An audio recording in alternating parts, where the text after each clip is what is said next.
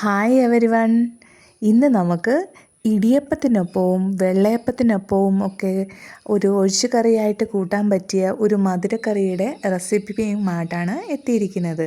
അതിനായി ആദ്യം നമുക്ക് കുറച്ച് ഏത്തപ്പഴമാണ് വേണ്ടത്. ഞാനിവിടെ ഒരു ചെറിയ 4 ഏത്തപ്പഴം എടുത്തിട്ടുണ്ട്, ഇങ്ങനെ അരിഞ്ഞു വെച്ചിട്ടുണ്ട്. അതേപോലെ ഒരു തേങ്ങയുടെ പാലെടുത്തിട്ടുണ്ട്, 3 പാലും ഒരുമിച്ചാണ് എടുത്തിരിക്കുന്നത്. അതുപോലെ കുറച്ച് അരിപ്പൊടി എടുത്ത് വെച്ചിട്ടുണ്ട്, ഒരു 2 ഏലക്കായയും കൂടെ എടുത്ത് വെച്ചിട്ടുണ്ട്. അടുപ്പ് ഓണാക്കി ഒരു പാത്രത്തിൽ തേങ്ങാപ്പാൽ തിളപ്പിക്കാൻ വേണ്ടി വെക്കണം. അതിലേക്ക് ഈ ഏത്തപ്പഴവും അരിഞ്ഞു വെച്ചിരിക്കുന്ന ഏത്തപ്പഴവും ആദ്യം തന്നെ ഇട്ട് കൊടുക്കാം.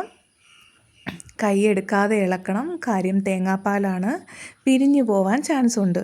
അതുകൊണ്ട് ഒരു ലാഘവവും പാടില്ല, നമ്മൾ കൈ ഇളക്കാതെ തന്നെ ഇളക്കിക്കൊണ്ടിരിക്കണം. അതിനുശേഷം നമുക്ക് അല്പം ഉപ്പ് ഇടാം.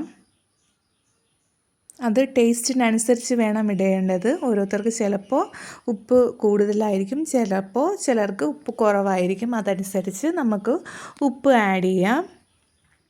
കൈയെടുക്കാതെ ഇളക്കിക്കൊണ്ടിരിക്കണം.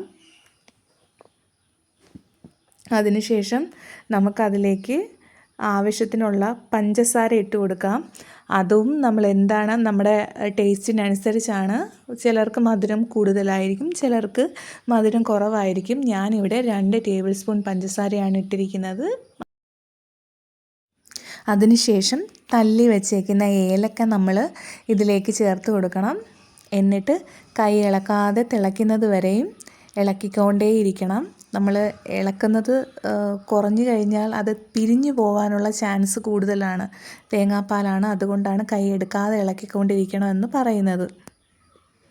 ഓക്കെ, നന്നായിട്ട് തിളച്ച് വരുമ്പോൾ നമ്മൾ എടുത്തു വെച്ച മാവുണ്ടല്ലോ, അരിമാവ്, ആ അരിമാവിലേക്ക് കുറച്ച് വെള്ളവും കൂടെ ചേർത്ത് നന്നായിട്ടൊന്ന് മിക്സ് ചെയ്ത് ഇതിനകത്തോട്ടൊന്ന് ഒഴിച്ചു കൊടുക്കണം.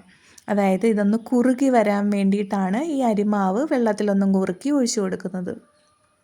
നന്നായിട്ട് അപ്പോൾ തിളച്ച് വരുന്നത് വരെ വീണ്ടും ഒന്ന് ഇളക്കി കൊടുക്കുക. അപ്പോഴത്തേക്ക് നന്നായിട്ട് കറി കുറുകി വരുന്നത് നിങ്ങൾക്ക് കാണാം.